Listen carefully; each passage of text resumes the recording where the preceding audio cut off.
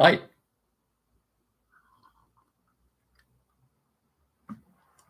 Happy Friday, everybody, and welcome to another edition of Time Out Overtime on the Time Out Overtime YouTube channel, live and direct from the Frank Vick Chevrolet Studio Annex. I'm your host, Rick Arsenal, and I've jotted down an awful lot of notes the last couple of days since we last spoke on Wednesday. I don't know if I'll have time to cram everything in, pardon me, in the next 20 minutes. If we can't, we'll get to it on Monday. But we've got a lot to talk about. So I think we'll get let's do baseball first. If you're a Tiger fan, you're getting nervous, you're panicking. If you are, I think you have a right to be.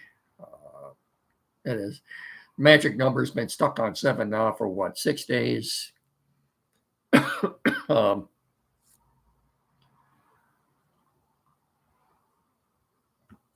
Actually, you go back and look at the starting pitching for the series that you just had against the Guardians. I'll never get used to calling them the Guardians. I just won't. I don't think the starting pitching was that bad. They're simply not hitting, and that's too bad. Collectively, all at once, they have stopped hitting. Even Gleyber Torres, his batting average for September is like, what, 165? The most consistent hitter in September is probably Spencer Torkelson. I think his batting average for September is like 290 something. But he's about the only one.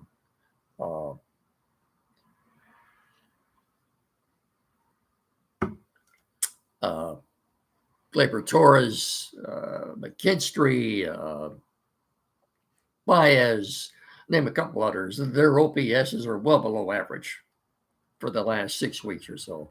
Just not hitting. And I know the frustrating thing is, well, what's going on? What's happening? The lead is down to 3.5, and it's at half a game because the Guardians have 10 games left. The Tigers have 9 games left. The Guardians this weekend are playing a makeup game in Minnesota as part of a doubleheader tomorrow. So that's where that extra half game comes. You could say it's 3 games. Do the Twins have a chance at all of beating the Guardians this weekend? Oh, we could sure use their help. Be nice if they could at least win 1 or 2 games.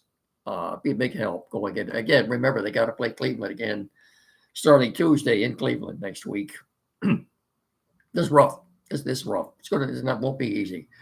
They start a series at home with Atlanta tonight. The guy pitching for Atlanta, Bryce Elder, isn't very good. His last 3 outings have been abysmal. If you're going to start to hit, tonight would be the night to do it. We'll see. It's just they're 85. They've got 85 wins. Pardon me. 9 games left. They go 5-4. It will still get them 90 wins, 90 and 72. So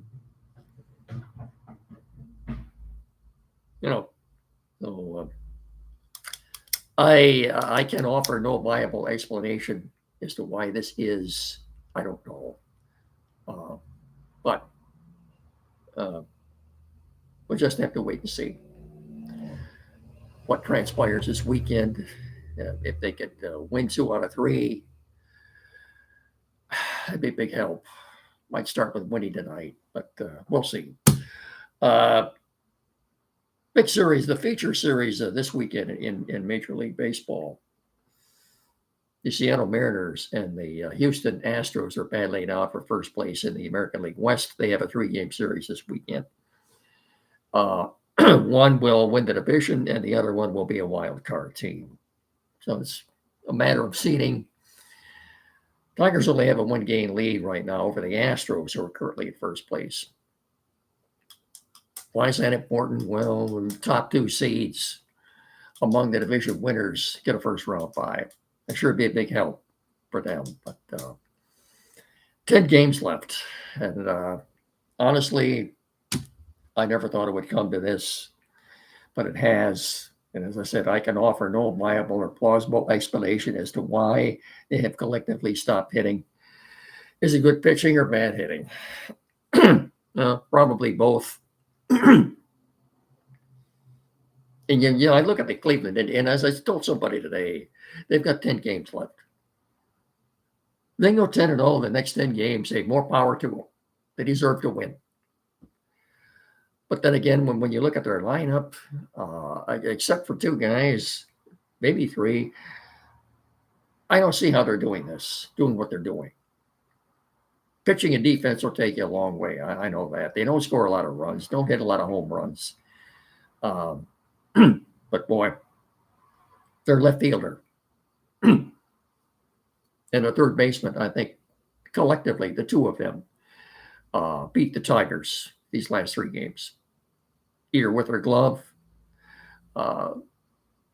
Stephen Kwan did it with his glove in left field, and Jose Ramirez did it with his bat. So, hey, like I said, if they can win the next 10 games, win out, more power to you, man. You deserved it. Congratulations. But for the Tigers, it would be an epic meltdown, and then that's too bad.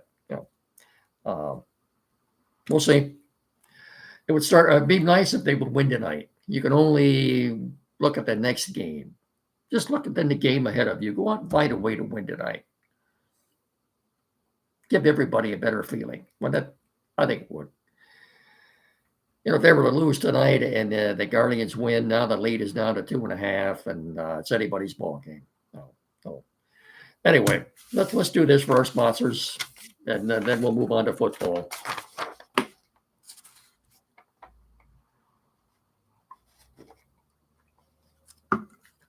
Right here, tomorrow. There's an event going on tomorrow.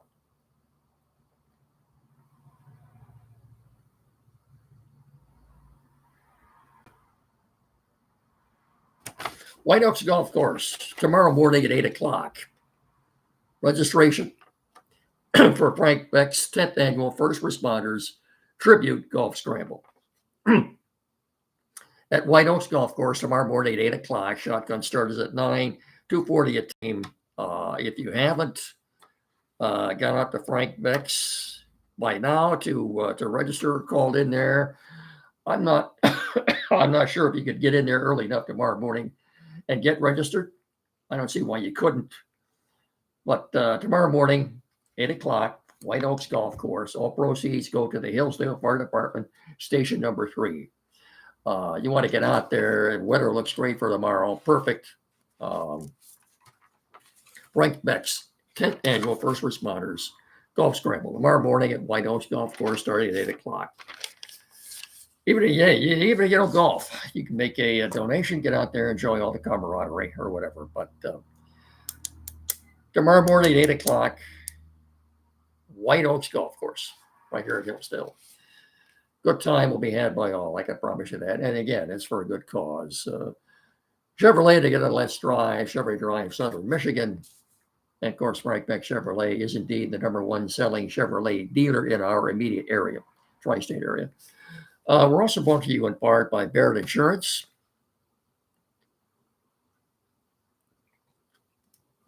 That's BarrettINS.com. Protecting your dreams. Barrett Insurance on the corner of M99 and US 12 at downtown Jonesville. 517-849-1000. As I said, that's BarrettINS.com. Barrett Insurance, protecting your dreams. Good people. 517-849-1000. We are so fortunate to have folks like Barrett Insurance in our area as well. Looking at football tomorrow afternoon and evening, the 2-1 Michigan Wolverines are in Lincoln, Nebraska for a 3:30 start on CBS to face the Cornhuskers in Lincoln. They are 2.5-point favorites going up against Dylan Raiola, quarterback for the Cornhuskers. He is, of course, if you don't know, the son of former Lions center Dominic Raiola. Wolverines are 2.5-point favorites. I think that's about right. Nebraska, they haven't beat anybody really. I think this will be another good test for Bryce Underwood. Now that he's got one game like this under his belt, the one they played in Norman a couple of weeks ago, I think the Michigan offense especially will get better from one week to the next. And if they can win tomorrow in Lincoln, I think they'll go a long way towards making the playoffs this year. I really do. I think either 10-2 or even 9-3 would get you a playoff bid. So we'll see. I think if they can win tomorrow, they have a good chance to go 10-2 and secure a playoff spot. I'll tell you one thing: this summertime weather is type weather is not doing my allergies any good at all. It's been bad for me, as you probably know. I'll be glad when we have a frost and winter gets here. That's all I know. So, I'll apologize for the voice, but this is the best I can do. So please bear with me. Michigan State tomorrow night at 11 o'clock our time on Fox out in Los Angeles playing USC. Trojans are 18.5-point favorites. It's kind of a homecoming for Spartan quarterback Aiden Childs. Grew up in Long Beach. You'll have a lot of friends and family there at the game at the Coliseum. I might try to watch the first half, but in Michigan State, offensively, I think they're pretty decent this year, but it's just the opposite on defense. They can't stop a sneeze. Even Youngstown State last week moved the ball too easily on them. If only they had a little bit better defense, 18.5-point underdogs. No way I'm staying up till 2 or 3 o'clock Sunday morning to watch this game. I'm sorry. I'm just not. Even the biggest Spartan fan would be challenged to stay up this late and watch the whole game.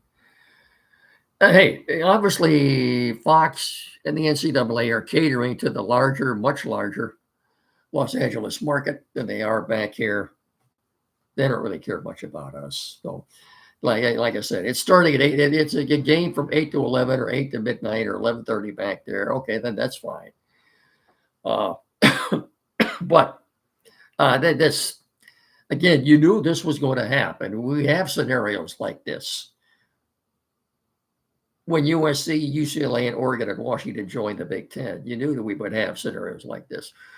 A couple of weeks from now, too, UCLA will be back here playing the Spartans in a game that begins at noon, which is 9 o'clock their time out there. So it works both ways. So anyway, you hope that they can at least keep it competitive. We'll see. But Big Ten opener for both these teams. So we wish them both luck. Okay, before we get to the Lions and closing out with football here, word for Quality PC, downtown Hillsdale, 37 Walter Street, directly across from Fat Jack's Automotive, 517-610-5372. The only place to go for all your technical needs. This is the only place to go. Fat Jack's Automotive is right across the street from them. Maybe 100 yards west of Hall Street. Maybe not even that. Anyway, anything at all, tech service related, they're more than capable of handling any issues you may have. Computers, new or used, flat screen TV, mounting, programming setup, maybe your changing internet providers, you need that installed. Printers, new or used, anything at all. Just get in there and see them. It's the only place to go for tech services in our area. I guarantee you that. Again, 517-610-5372. 37 Walden Street in downtown Hillsdale. Get in there and see them. And when you do, tell them me and Mickey sent you, will you? Thank you very much. Lions on Monday Night Football. 4.5-point underdogs. The news this week mainly centers around the Lions injured list. Congratulations to Jared Goff. NFC Offensive Player of the Week. The year that last time the Lions beat the Ravens was on October 9th of 2005. I thought it would have been going back further than that, but Barry Sanders' last game was in Baltimore in 1998. In fact, they lost that game, of course. On the injury front, Lee McNeil told the beat writer Justin Rogers he's way ahead of his rehab. He could play right now if he had to. I've got them a scenario for the return of Lee McNeil. I've got him coming back week 9. That's a home game against the Minnesota Vikings on November the 2nd. Week 7, they're playing the Bucs. Monday Night Football, October 20th. That's the first game of a doubleheader. That's week 7. They have a bye the next week, which is week 8. Week 9, they're home again against the Vikings. That's November the 2nd. I've got that targeted for the return of Lee McNeil that week. Well, that'd be a big help if they get him back. Although Tyleik Williams played very well last week. Be great to get him back in that defensive line rotation. Lee McNeil, as I said, just told the Lions, but I've got some other injury news or updates. Miles Frazier, 5th round draft pick, the guard out of LSU, is getting close. He's close to returning. He could be back by week 5. So he's getting close. That'd be a big help for the offensive line edge, Josh Paschal. He's just about ready to come back. He'll be back. He's eligible to come back on week 5. As I said, defensive tackle Lee McNeil is getting back. I expect him to be back, what did I say, week 9? Although he's eligible to come back week 5. And Malcolm Rodrigo, the linebacker, is getting close to coming back week 5. It'd be a big help. All those guys, getting them all back. As for Marcus Davenport, I guess there's bad news and good news. The bad news is he won't play Sunday. He's got a shoulder issue. We don't know specifically what it is, but the good news is if there were something serious that he would have been placed on injured reserve, he has not been. That's the good news. So he could be back for the Browns next week at home. If it were something serious, he would have been placed on injured reserve by now. Of course, when they do that, they have to miss at least a month. Vikings. News for the Vikings is not good. As you know, J.J. McCarthy, the high ankle sprain, could be gone the next 3 to 4 weeks. Carson Wentz will be starting for them on Sunday against the Bengals. They have also put running back Aaron Jones on injured reserve with a hamstring issue. He will miss at least the next 4 weeks. That means Jordan Mason will be the featured back for the Vikings. So they're really going to miss Aaron Jones. No, I'm telling you, these injuries, especially with the quarterbacks. Brock Purdy will not play Sunday for the 49ers against Arizona. He's got a left knee sprain issue. Also, Jaden Daniels may not play for the Commanders on Sunday against the Raiders. A lot of quarterbacks are hurt right now, folks. This is a rough game. So looking at this injury list, I think, did we cover everybody here? I think we did. And Purdy gone. Yeah, I think we went over that. As I said, the Lions are 4.5-point dogs on Monday night. Very quickly, let's go over this. Let's look at the 2-0 teams and the 0-2 teams. I've got 8 teams right now that are 2-0 and 10 that are 0-2. Which ones will make the playoffs, in my estimation, and which ones will not? Let's go over this briefly. This will only take a couple of minutes.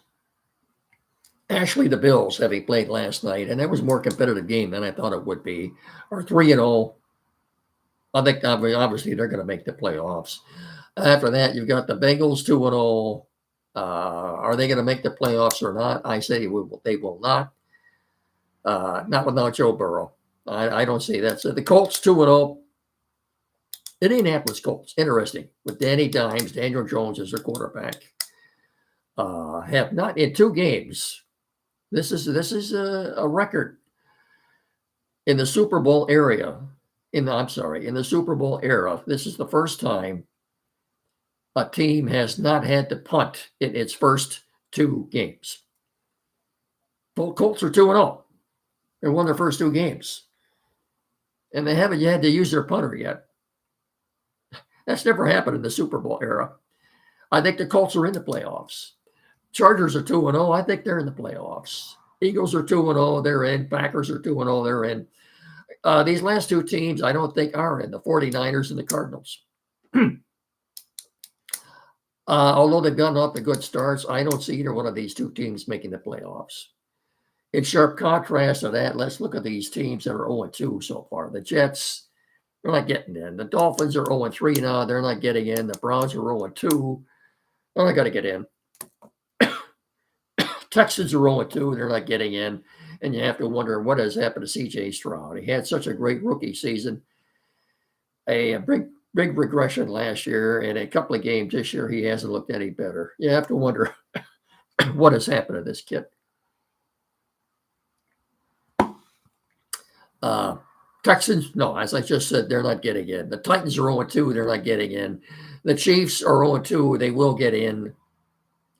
Giants are 0-2. They're not getting in. The Bears are 0-2. They're not in the playoffs. And these last 2 teams aren't either. The Saints and Panthers, both 0-2. They're not getting in either. That's a quick look at the teams that started out 2-0 or 0-2, who I think will make the playoffs.